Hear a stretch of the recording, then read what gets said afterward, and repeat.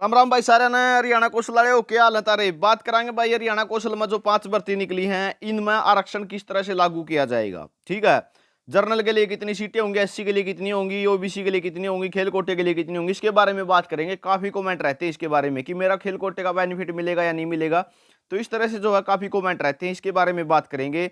बिल्कुल जो हरियाणा कौशल रोजगार निगम का रिजर्वेशन रूल है, पॉलिसी बनाई गई है, उसके अनुसार आपको बताया जाएगा। तो शुरू करते हैं दोस्तों। और चैनल पर नए हैं तो भाई चैनल को सब्सक्राइब कर लेना।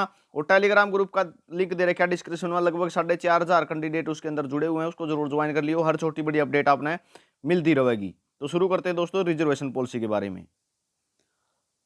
तो यो हो भाई यो रिजर्वेशन पॉलिसी का रूल, इसका 9 नंबर पर है। तो आप देख सको हो यो रिजर्वेशन पॉलिसी का रूल है और ये यहाँ तक दिया गया। ठीक है, 10 नंबर पर आप यो देखोगे डेवलपमेंट ऑफ इंडियन ऑर्गेनाइजेशन। तो रिजर्वेशन रूल क्या कहता है, ये पूरा इंग्लिश में दे रखा है, हिंदी में बतावांगे आपने के मैटर है, क्योंकि आप तो आपने बेरा है भाई उसका इंग्लिश को यानी ज्यादा भी आती हो, मैं ये नहीं कहता, लेकिन आप ऐसी अंग्रेजी को लाद को नहीं। ठीक है, तो हिंदी में बात करांगे, बिल्कुल अच्छे से समझ में आओगा अपने ने। तो यो हो भाई आरक्षण नीति अपनी सीधी भर्ती के लिए समय समय पर लागू वर्टिकल और ओरिजेंटल दोनों तरह की आरक्षण नीति का अनुपालन निगम द्वारा राज्य स्तर पर किया जाएगा भाई, ना कि जिला स्तर पर। कहने का मतलब नू है सीधा स्टेट में नू बताया जाएगा राज्य में भाई इतनी हमने जर्नल आगे सीट दी है, इतनी एससी आगे दी है, इतनी ओबीसी आगे दी है, यह जानकारी दी जाओगी। नू नहीं भाई जिन जिला में हमने इतनी दे दी, कुरुक्षेत्र में इतनी दे दी ना, सीधा राज्य स्तर पर जो है पूरा इनका हिसाब किताब होगा। इसके अलावा जॉब रोल लेवल पर न कि जॉब रोल वार। कहने का मतलब क्या है, नूप दिया जाएगा वह लेवल 1 की जो जॉब हैं, जितनी ग्रुप डी की हैं हमने ग्रुप डी की इतनी दी हैं, नू नहीं वह पीएन की इतनी दे दी हमने, तो वो भी जॉब रोल लेवल होगा, ना कि जॉब रोल वार पर।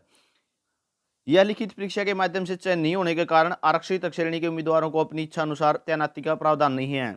आरक्षित कैटेगरी आएगी भाई, चाहे खेल कोटा हो, एससी कैटेगरी, ओबीसी, बीसी, ये जो भी हैं, इनको अपना जो है तैनाती का प्रावधान लागू नहीं है भाई कि हाँ हमें यहाँ तैनाती को लेंदे, हाँ हम तो दूसरे डिस्ट्रिक्ट में लाएंगे, किसी प्रकार की कोई छूट नहीं भाई इसमें।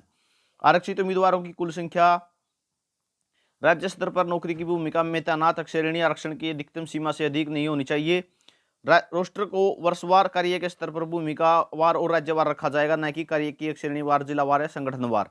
ठीक है, कहने का मतलब क्या है, वार्षिक हिसाब होगा सीधा।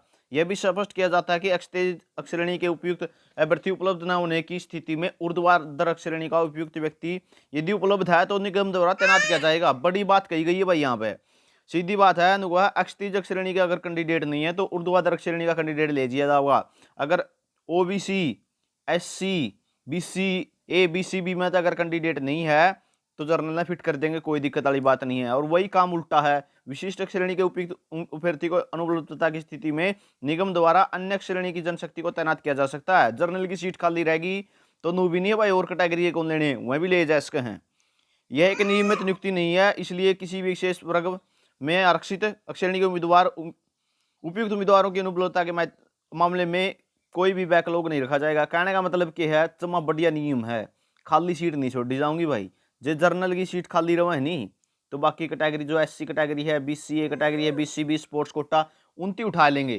ठीक है, फिजिकली हैंडीकैप्ड कोटे की सीट खाली रहेगी तो कोई बात को नहीं मेरे भाई, और जो खाली हैं उनती उठा लेंगे। ठीक है, अगर सीधी बात है खाली सीट नहीं छोड़ेंगे और अपने नौकरी दे देंगे, किसी ने रोजगार मिल जाएगा।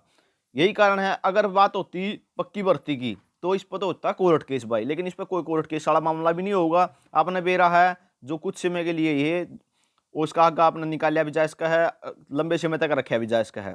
तो इन्होंने यह स्पष्ट कर दिया भाई किसी भी प्रकार की मतलब पक्की भर्ती नहीं है, इस कारण से इस पर कोई शिकायत वाली बात नहीं होगी। इस कारण से इस तरह आरक्षण लागू कराया जायज़ का है। देखो, जो पहले तो प्रेफरेंस उसी को दी जाओगी। मान लो कोई स्पोर्ट्स कोटा दब रहा है, स्पोर्ट्स कोटे की सीट्स हैं भाई 40, ठीक है, तो स्पोर्ट्स कोटे के अगर 40 के 40 कैंडिडेट अवेलेबल हैं, पहले तो उन्हें ही छूट मिलेगी, सीधी बात है। अगर 40 में मान लो स्पोर्ट्स कोटे के पाए आपने 32 बंदे, तो 8 सीट रहेगी।